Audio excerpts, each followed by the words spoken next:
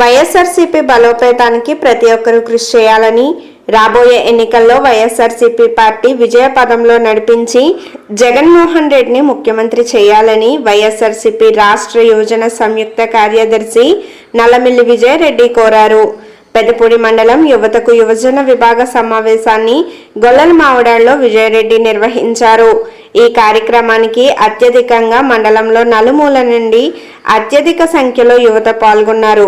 అనంతరం విజయరెడ్డి మాట్లాడుతూ ప్రతి ఒక్కరూ కూడా వైఎస్ఆర్సీపీ పార్టీ విజయానికి కృషి చేయాలని, అలాగే ఏ ఒక్కరికి కష్టం వచ్చినా తాను వెన్నంటే ఉంటానని, ఎవరు కూడా అధికార పక్షం వారికి వైసీపీ పార్టీ అభిమానులు దాసోహం చేయవలసిన అవసరం లేదని, ప్రతి మంచికి చెడుకు నేనున్నానంటూ భరోసా ఇస్తూ ప్రజల్లోని నూతన ఉత్తేజాన్ని వైఎస్ఆర్సీపీ రాష్ట్ర యువజన సంయుక్త కార్యదర్శి విజయరెడ్డి నింపారు. ఈ కార్యక్రమంలో అనపర్తి నియోజకవర్గ సమన్వయకర్త మాజీ ఎమ్మెల్యే సత్తి సూర్యనారాయణ రెడ్డి, నియోజకవర్గ పరిశీలకులు తులసిరాం, అనపర్తి నియోజకవర్గం యువజన విభాగ అధ్యక్షులు పడాల దుర్గారెడ్డి, రాజమండ్రి కొవ్వూరు నియోజకవర్గ పరిశీలకులు అద్దంకి ముక్తేశ్వరరావు, అనపర్తి మాజీ market committee chairman Krishna Reddy, Satti Rambabu, గొల్లలమావిడాడుకు చెందిన సీనియర్ నాయకులు ద్వారంపూడి వెంకటరెడ్డి, కేతా శ్రీను, కోఆప్షన్ ఎంపీటీసీ కర్రీ శ్రీ వెంకటరెడ్డి, గొల్లలమావిడాడ గ్రామ కన్వీనర్ మేడపాటి తాతారెడ్డి, వేండ్ర సర్పంచ్ వాసు అధిక సంఖ్యలో కార్యకర్తలు నాయకులు పాల్గొన్నారు. 2023లోనే 4 సంవత్సరాల సంక్షేమ ఫలాలని చెప్పి మా గ్రామంలో ఆ రోజున ప్రెసిడెంట్ గా పనిచేసిన వాళ్ళు, అదేవిధంగా ఎంపీపీగా ఉన్న వాళ్ళు, ఎంపీటీసీగా ఉన్న వాళ్ళు 4 సంవత్సరాల సంక్షేమ ఫలాలని చెప్పి ఒక మెమోని ప్రజలకు ఇవ్వడం జరిగింది. కానీ దీని గురించి గళవెత్తి నిజంగా మాట్లాడితే గ్రామంలో 4 సచివాలయాలు డెవలప్మెంట్ చేయడం జరిగింది.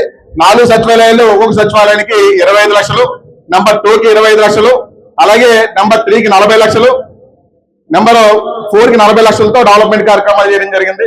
ఇలాగే రైతు భరోసా కేంద్రాలు కానీ, వైఎస్ఆర్ విలేజ్ క్లినిక్లు కానీ, జగన్ లేఅవుట్ల గురించి మనం మాట్లాడుకుంటే పేదలకు సొంత ఇంటి కళ నిజం అవడానికి జగన్మోహన్ రెడ్డి గారు నిజంగా వారి మీద ఎంత ప్రేమ ఉంటే నిజంగా ఈ ఇళ్ల స్థలాలు చూసుకుంటే ఒక గ్రామంలోనే 1320 మందికి పైగా 5 ప్లేసుల్లో భూసేకరణ చేసి ప్రజలకు ఇచ్చినటువంటి, పేదలకు ఇచ్చినటువంటి పరిస్థితి ఆ రోజున ఉంది.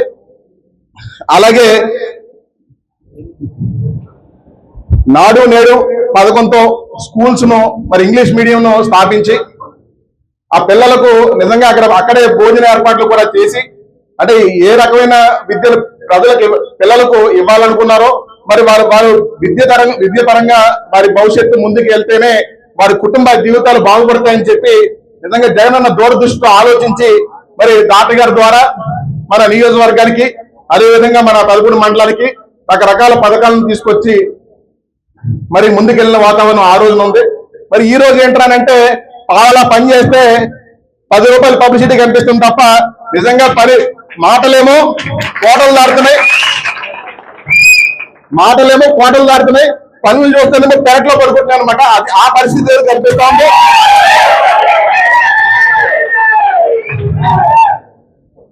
అంటే ఇదంతా ఎందుకు చెప్తున్నానంటే మనం అలా ఈ పని 10 రూపాయలు పని చేసి పావాల వంతు కూడా పబ్లిసిటీ చేసుకోవట్లేదని చెప్పి నాకు అనిపిస్తుంది. కాబట్టి ఈ రోజు మీ అందరికీ చెప్తాను, యువజన మీటింగ్ లో జగన్మోహన్ రెడ్డి గారు మాట చెప్పడం జరిగింది. మీ అందరూ యువజన మీటింగ్ వెళ్ళినప్పుడు ఏమనంటే వైఎస్ఆర్ కాంగ్రెస్ పార్టీకి ఉన్నటువంటి యువత వారి చేతిలో ఉన్న మొబైల్ ఒక్కొక్కరికి ఒక వెపన్ అని చెప్పి వారి చేతిలో గన్నల్లా పనిచేయాలని చెప్పి ఆ రోజు జగన్మోహన్ గారు చెప్పడం జరిగింది.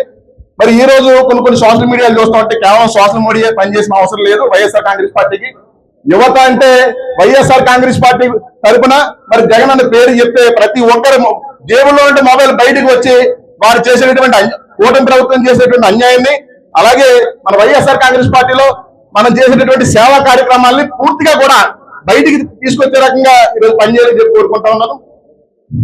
అలాగే మండల స్థాయిలో, గ్రామ స్థాయిలో ఈ యొక్క యూత్ పదవులు ఇవ్వడం జరిగింది. అలాగే నియోజకవర్గ స్థాయి, రాష్ట్ర స్థాయిలో కూడా ఇవ్వడం జరిగింది. పదవి తీసుకున్న వాళ్ళందరూ కూడా ఇదేదో ఒక పనిగా కాకుండా దీన్ని ఒక బాధ్యతగా, మన ఇంట్లో పెళ్ళానంటే మనం ఎంత బాధ్యతగా ఉంటామో వైఎస్ఆర్ కాంగ్రెస్ పార్టీని ముందుకు తీసుకెళ్ళడానికి యువత అంతా కూడా అంత బాధ్యతగా పనిచేయాలని చెప్పి మళ్ళీ మిమ్మల్ని కోరుతా ఉన్నాను. నిజంగా ఇప్పటివరకు స్టేజ్ మీద ఏదో మాట్లాడుతూ పెద్దలందరూ చెప్తూ ఏదో నేనేదో పార్టీలోకి వచ్చాను, నేనేదో పదవి తీసుకున్నాను, అందరూ స్పీడ్ అయ్యారనే రకంగా కొన్ని మాటలు నన్ను మరి అభినందించడం జరిగింది. ఇది ఒక్కరితో సాధ్యమయ్యే పని కాదు. ప్రతి ఒక్కరు నాతో ఉన్న స్నేహితులు కానీ, అలాగే వైఎస్ఆర్ కాంగ్రెస్ పార్టీలో ముందు నుంచి ఉన్నటువంటి సీనియర్ నేతలు కానీ ప్రతి ఒక్కరూ నాకు సహకరిస్తేనే నిజంగా నేను పిలిస్తే విజయరెడ్డి అంటే ఉన్న నమ్మకం అది కేవలం మన స్నేహితులకు మాత్రమే తెలుస్తుంది. కానీ ఈ రోజు డాక్టర్ గారి ద్వారా, అదే విధంగా వైఎస్ఆర్ కాంగ్రెస్ పార్టీలో ఉన్నటువంటి నాయకుల ద్వారా ఈరోజు మనం అంటే ఏంటంటే బయటికి తెలిసే పరిస్థితి ఉంది. అలాగే మీతో పాటు ఎటువంటి ఇబ్బందులు వచ్చినా నిజంగా ఒక రకంగా మాట్లాడకూడదనే మాట, నిజంగా ప్రాణం పోయినా కూడా వైఎస్ఆర్ కాంగ్రెస్ పార్టీకి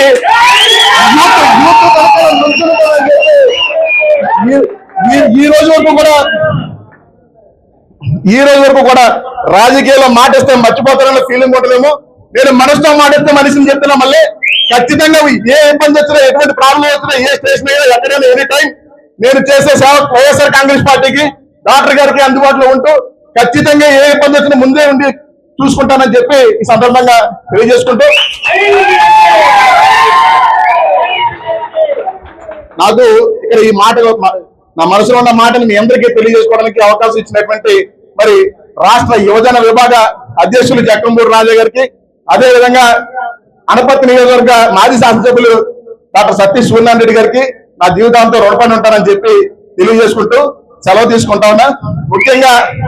ముఖ్యంగా ఇక్కడ ఉన్నటువంటి యువత అందరికీ కూడా, యువతకి పెద్దలకి అందరికీ కూడా నిజంగా ఇటువంటి పరిస్థితుల్లో పార్టీ ఇంత ఇబ్బందికర పరిస్థితి ఉన్నప్పుడు మరి ఇలా బయటకు వచ్చి ఒక మాటకి బయటకు వచ్చి ఇలా పనిచేస్తున్నారు, రేపు వద్దు నీకు ఏం చేస్తే మేము రుణం తీసుకోగలం అని ఒకసారి నిజంగా నాలో నేనే తపనపడే పరిస్థితి కూడా అనిపిస్తూ ఉంటుంది.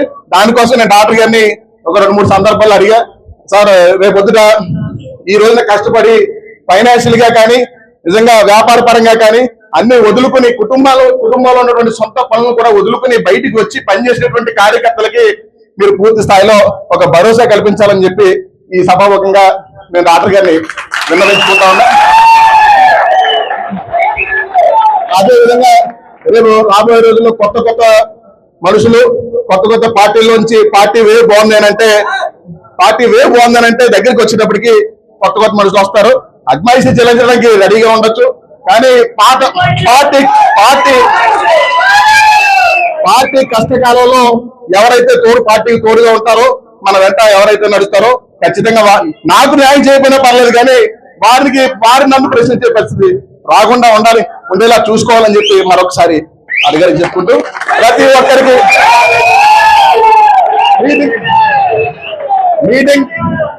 ఈ మీటింగ్ కి మరి ఇచ్చేసి ఇంతసేపు నిజంగా వెయిట్ చేసి కుర్చీలు లేకపోయినా కూడా ఇంతమంది నుంచుని మరి మీరందరూ ఎలా ఉంటే నిజంగా చెప్పలేనంత ఆనందంగా అనిపిస్తోంది. దానికి మీ ప్రతి ఒక్కరికి కూడా స్టేజ్ మీద ఉన్న పెద్దలకు ఈ మీటింగ్ ఇచ్చేటటువంటి ప్రతి ఒక్కరికి కూడా నా 2 చేతులు జోడించి నమస్కారం తెలియజేసుకుంటా ఉన్నా.